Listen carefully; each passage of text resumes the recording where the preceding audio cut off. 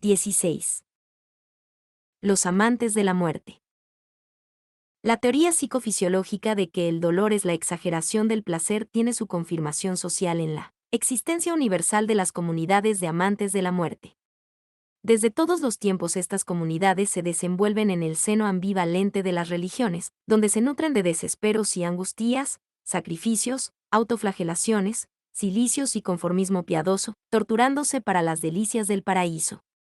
La ambivalencia de esta situación es evidente. Desean y temen el placer en la tierra, donde todo pasa deprisa, y escapan del impasse por la puerta de las promesas divinas que les ofrecen el placer eterno. Juegan en la lotería del más allá la fortuna de la salud y las monedas doradas de la alegría, cubriéndose de cenizas y harapos, como hacían los judíos antiguos, o sumergiéndose en la suciedad, en el desinterés por la comodidad y limpieza, como hacían los frailes penitentes, para morir en olor de santidad. El hedor de la sociedad garantizaría la participación en los banquetes de la eternidad. Los frailes de los conventos aislados de los desiertos permanecían analfabetos para no caer en las trampas del diablo, llenas de menudencias intelectuales peligrosas. Las más peligrosas de estas privaciones sagradas eran benéficas, pues, trocando los placeres carnales por los placeres ideales del otro mundo, desencadenaban en las criaturas ingenuas los delirios del misticismo lúbrico, evitados por los espíritus de íncubos y súcubos, atavismos en la Edad Media. Dios entregaba a sus siervos interesados y egoístas a las tentaciones fatales de estos demonios insaciables. Mas la lección no produjo efectos, a no ser el de los expedientes de la hipocresía, con que los más expertos conseguían pasar como santos prematuros, cuyos deslices ocasionales eran cubiertos piadosamente por excusas pagadas de indulgencia. Hasta el mismo apóstol Pablo, vibrante y culto, más inclinado al peso del remordimiento por las persecuciones a los cristianos y por la lapidación de Esteban, recomendaba a los cristianos que no se casasen y a los casados que no practicasen relaciones. 101. Educación para la muerte. Sexuales. Mas muy pronto tuvo que recriminar a los santos de la iglesia de Corinto, que se tornaban peores que los pecadores paganos. Como aún no había píldoras anticonceptivas, crecían los cuernos del diablo en las comunidades de los santos y algunas santas aparecían embarazadas. El culto al desnudo, como estado de gracia proveniente del Edén, aún en los tiempos medievales, precisó ser reprimido por medidas enérgicas. Hasta hoy perduran en el mundo cristiano los residuos de estos tiempos, en que los siervos de Dios desobedecían la ley bíblica del múltipli caos, que no traía ninguna recomendación matrimonial, como se ve en la Biblia. Los amantes de la muerte fueron siempre muy prácticos en el trato de la vida.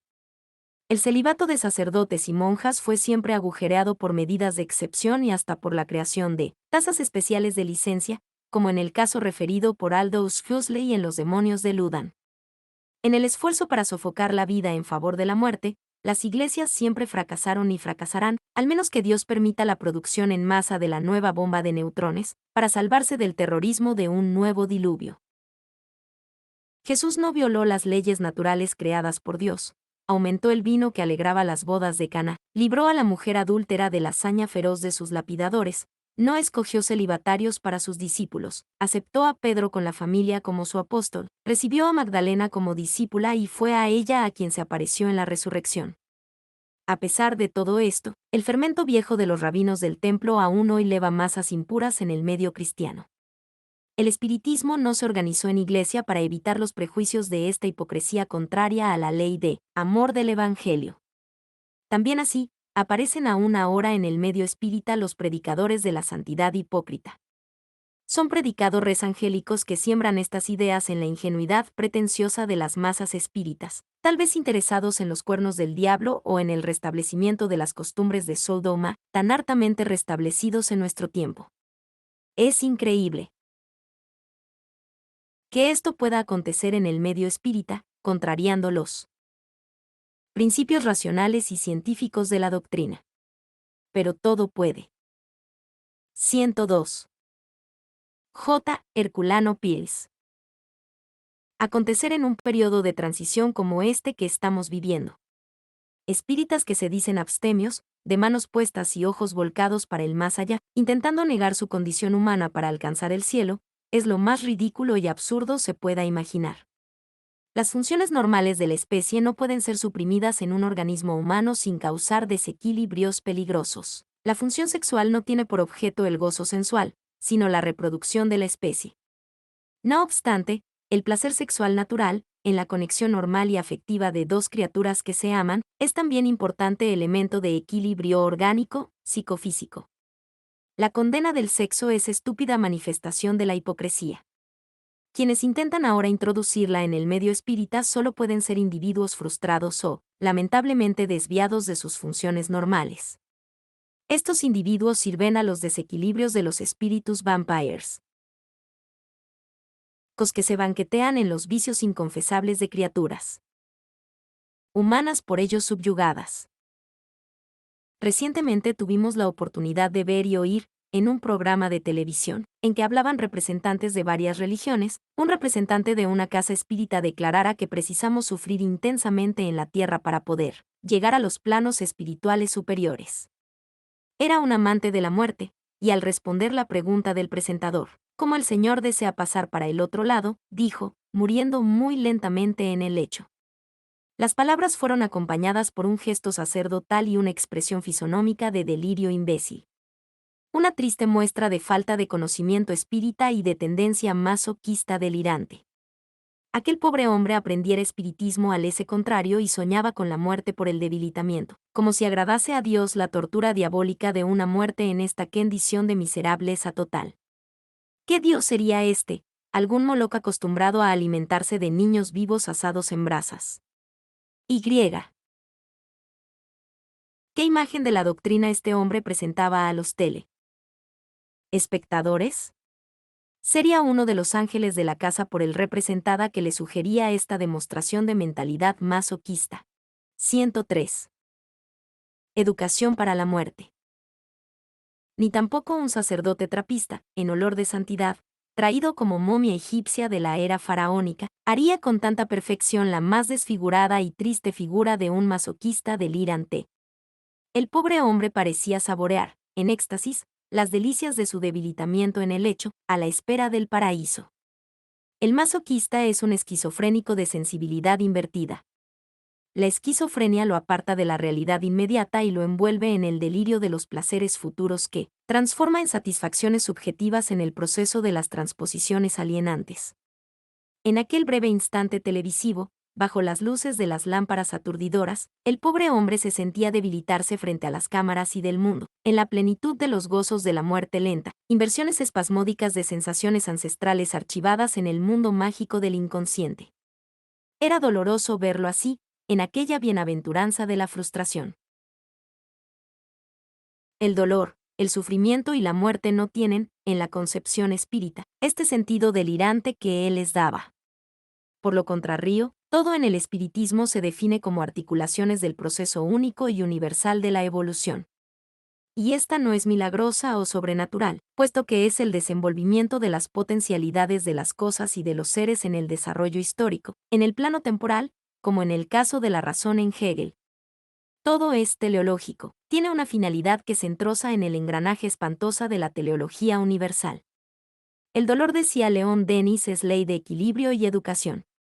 En esta concepción no hay lugar para el dolor punitivo, castigo divino o maldición. El dolor es el efecto intrínseco de las actividades evolutivas, como el placer. Por esto dolor y placer son verso y reverso de determinada acción del ser en la existencia. De la misma manera, la muerte, siendo el límite extremo del proceso existencial, se liga a todo el proceso vivencial del desenvolvimiento humano. La ley de unidad encadena la realidad en la dirección única del ser, de lo que resulta que el espíritu, en su expresión humana superior, refleja la unidad total del cosmos en su unidad óntica. Dios crea y sustenta lo real, pero los seres trabajan para sí mismos y para otros en la facticidad de cada uno y de todos. El cosmos es la colmena general en que cada abeja. 104. J. Herculano Pires. Tiene su misión la tarea vital y espiritual específica y entrozada en el programa de la especie o de la raza. La conciencia trae en sí el esquema general del sistema, desde el esbozo inconsciente de los planos inferiores hasta el dibujo nítido y cada vez más vivo de los planos superpuestos, entrozados e interpenetrados, según la visión de las hipótesis de Plotino. Por esto podremos abarcar, en nuestro microcosmo individual, como idea general inmanente en nosotros, toda la complejidad infinita del sistema. De esta manera, seremos también responsables por la creación y sufriremos las consecuencias de nuestras actividades concienciales, vitales y existenciales, como también materiales, sin que ninguna autoridad externa nos condene o nos apruebe. Así comprendida la realidad, podremos también comprender la total libertad del ser como consecuencia natural de su responsabilidad total. Somos aquello que hacemos en nosotros y por nosotros en el lugar que nos compete. La muerte marca el límite de la tarea que nos fue confiada y nos transfiere hacia el plano de evaluación de nosotros mismos y de lo que hicimos. El renacimiento resulta de este balance final de una existencia y nos prepara para el siguiente. Los méritos y deméritos de todo cuanto hiciéramos son exclusivamente nuestros, puesto que el objetivo del todo es la formación de todos y de cada uno para las actividades futuras en él, desenvolvimiento de toda la perfectibilidad posible en todo, en todos y en el todo. Las preparaciones religiosas para la muerte y los sacramentos extremos no ofrecen al hombre los datos necesarios para la comprensión de todo este proceso. Simplemente refuerzan en el espíritu del moribundo las vagas esperanzas del perdón y las terribles amenazas del castigo. Los familiares pueden orar por los que participan, mas nunca saben para dónde partieran ni lo que realmente acontece en este viaje misterioso. La educación para la muerte es un curso de bien vivir para bien morir, con plena conciencia del sentido y del significado de la muerte y de su importancia para la vida. Los amantes de la muerte no la conocen, como tampoco conocen a los muertos, de los cuales solo ven los cadáveres. La espiritualidad actual del mundo es una espiritualidad, como la definió Kierkegaard. Si no trata. 105. Educación para la muerte. Ramos de la educación para la muerte no saldremos del círculo vicioso en que entramos sin haber vivido. 106. J. Herculano Pires.